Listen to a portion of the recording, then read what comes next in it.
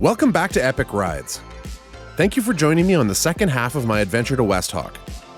The first episode was really about the fantastic ride from Lac du Bonnet, which on a bike or in a car is an intoxicating stretch of road.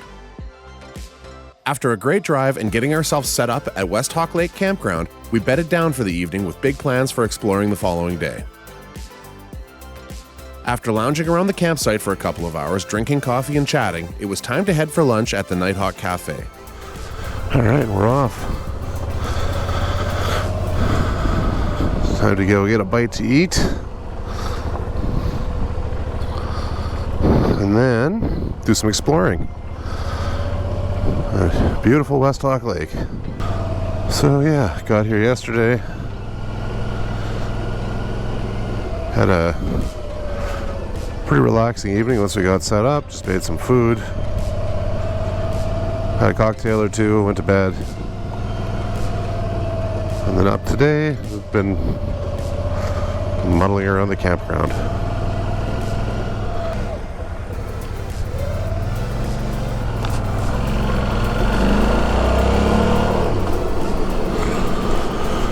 Oh yeah.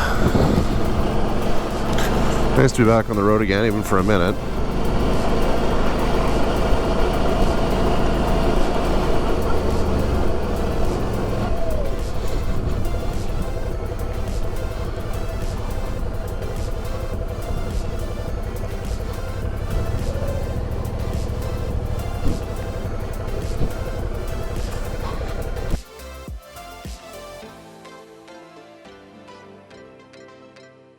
Now, if you're coming to Westhawk for the weekend, definitely plan on stopping here for lunch. It was fantastic and busy. We managed to hit the lunch rush, but it was super worth it. Definitely recommend stopping at the Nighthawk Cafe. This place is delicious. Check it out.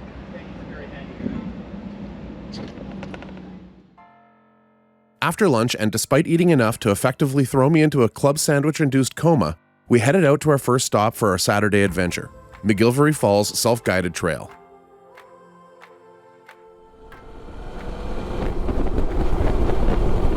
Like I said earlier, as much as I love the camping part of the experience, it's the exploring part that really gets me going. And it helps that these roads are a lot of fun to ride.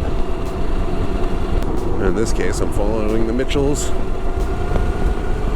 That's their minivan. They know where they're going, and I don't really, so I'll let Dallas and Cindy and crew lead the way. Realized I forgot to put my gloves on. Crap. Oh.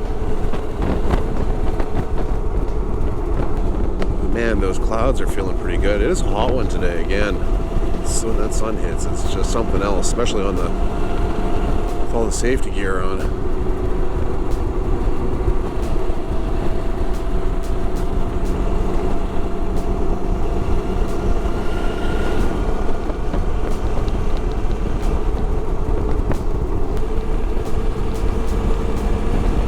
Sun.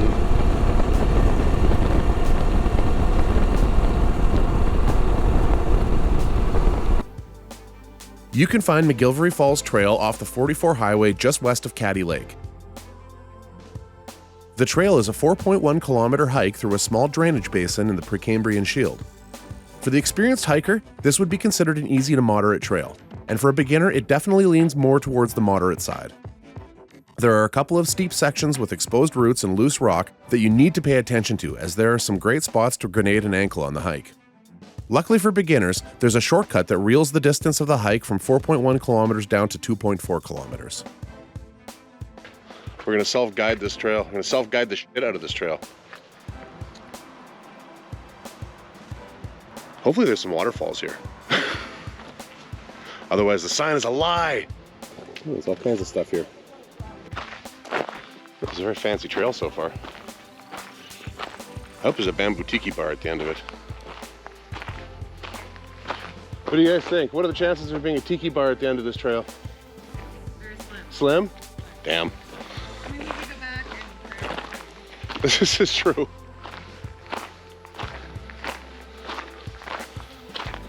I'm not ruling it out yet.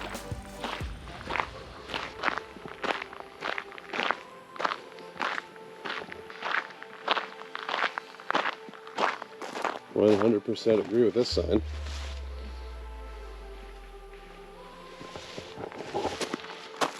Pick your crap up if you're hiking.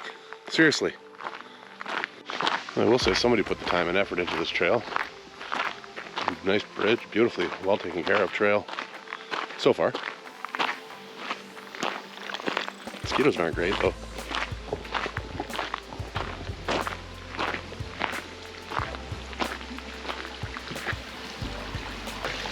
A babbling brook.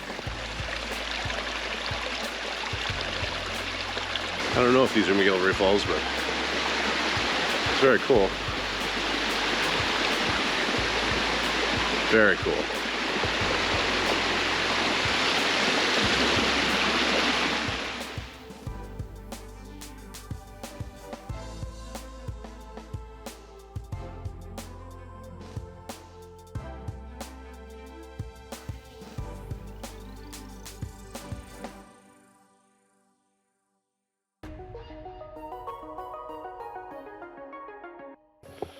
This is proper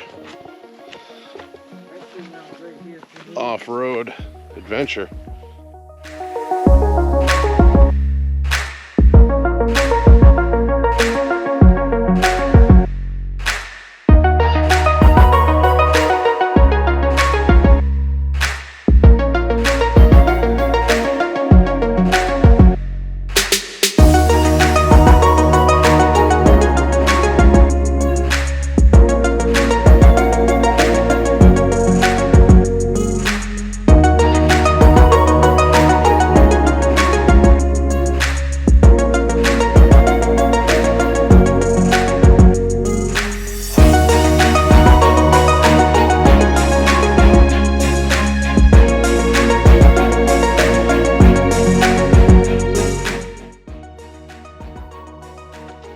We are going to do the short loop because it's getting late.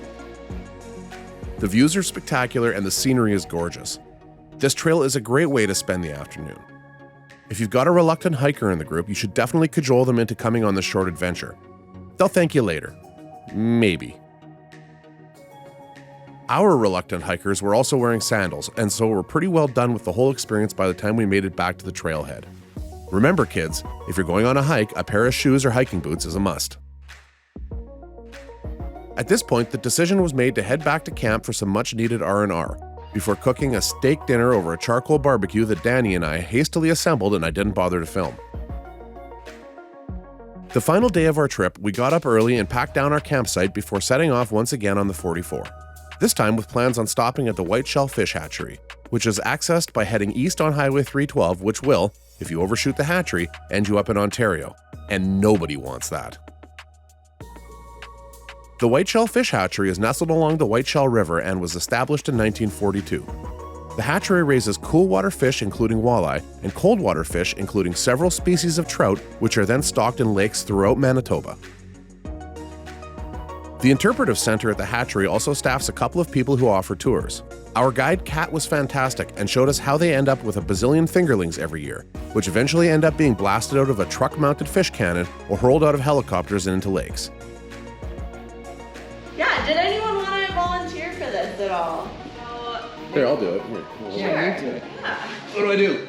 So first step is to put on these wool mitts. Ooh, mittens. Yeah. All right. And the reason that we do this is to protect the fish from our hand germs, Right. bacteria, and also so that we have a nice good grip on the fish. Because we'll go Makes see sense. them, they're fairly sizable and tend to wriggle when out of water. Looks a well-milked fish right there. Yeah, well. So next thing I'm gonna get you to do is just have a seat on the bench like that. All right. Perfect. And then are you right-handed or left? I am right-handed. Okay. So then in your left hand, I'm gonna get you to hold the fish by the tail just like that. Like that? Yeah, perfect. All right. And then what you're gonna do is swing the fish under your right armpit. So just its head Okay. is tucked under. Like that? Yeah, exactly. All right. And then just like you're playing a little fish guitar, you're gonna take your right thumb and kind of just rub its belly right there. Like that? Gently. Yeah, exactly. Right. And this So is I'm milking a fish fish. milking. Yeah. All right. Very And cool. when this does is it causes eggs to come out of the female and into the bowl. Right. And milk to come out of the male and into the bowl. And that's how we make our fish. Thank you very much. That was an excellent explanation. Kat was gracious enough to put up with my nonsense and even allowed us to get some underwater footage of both the fingerlings and broodstock. Thanks, Kat, for an informative tour and for gamely putting up with my ridiculous nonsense all morning. If you're into fishing or just interested in wildlife, stop in during the summer for a visit. It's a great tour even if they won't let you cast directly into the broodstock holding tanks.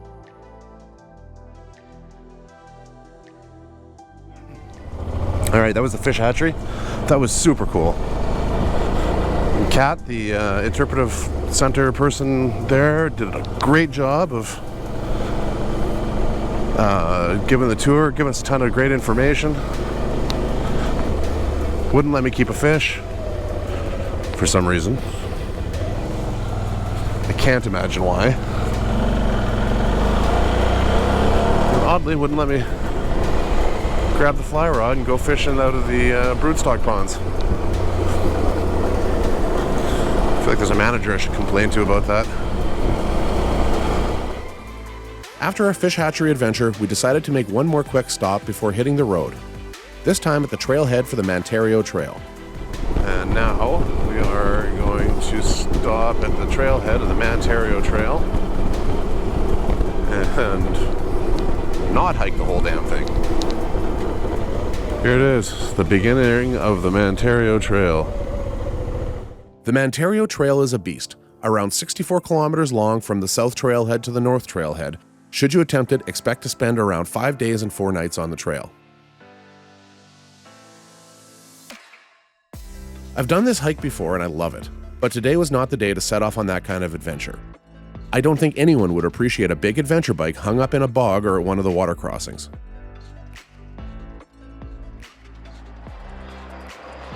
Mantario Trail. We're gonna set a new land speed record. Yeah, it's a cool trail. It's well worth doing it. Mantario. There, you see it right there. Going that way. I'm hiking the trail. All right, I'm hiking the trail. Land speed record, go!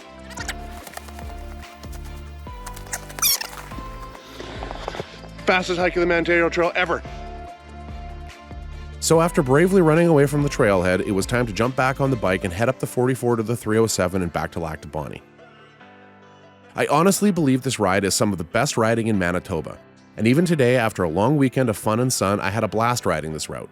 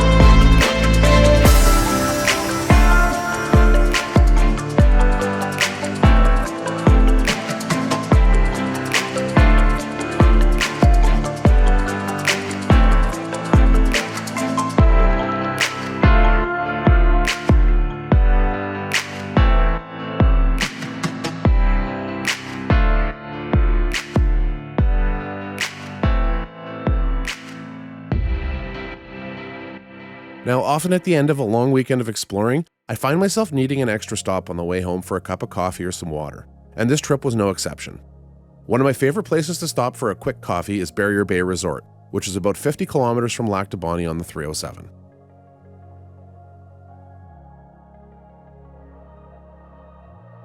Barrier Bay Resort is also the perfect place to call headquarters for many adventures. Surrounded by places to swim, trails, and much more, you can spend a week exploring knowing that you're coming home to your own perfect cabin. If you're just stopping by, Barrier Bay's store has everything you need to fuel your next adventure. Well, except for actual fuel. But that can be found just down the road. If this seems like a shameless plug for Barrier Bay, it absolutely and unequivocally is. DJ and Erica are wonderful people and their resort is amazing. Go there. It's awesome. After a quick visit at Barrier Bay, this seems as good a place as any to say goodbye. Also, if there are places in Manitoba you'd like to see featured on Epic Rides, please don't hesitate to let me know below in the comments section.